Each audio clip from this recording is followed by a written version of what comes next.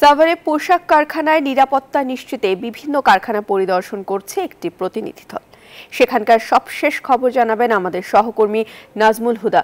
নাজমুল, প্রতিনিধি দলে কারা আছেন এবং এক্সট্রা নিরাপত্তার ব্যাপারে কোন বিষয়গুলো বেশি গুরুত্ব পাবে, এই বিষয়ে আপনাদের কিছু জানিয়েছে কিনা?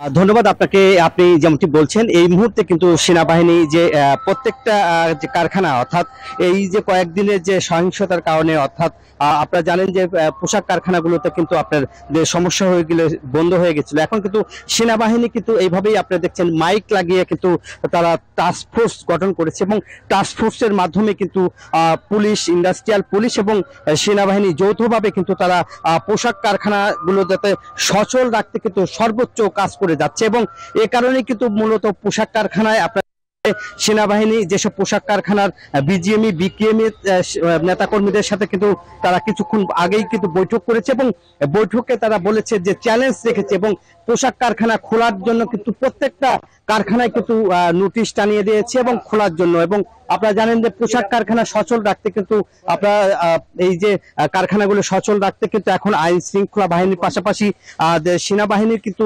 প্রত্যেকটা কারখানার সামনেই আসলে তারা টহল দিচ্ছে। এছাড়াও তারা বলছে যে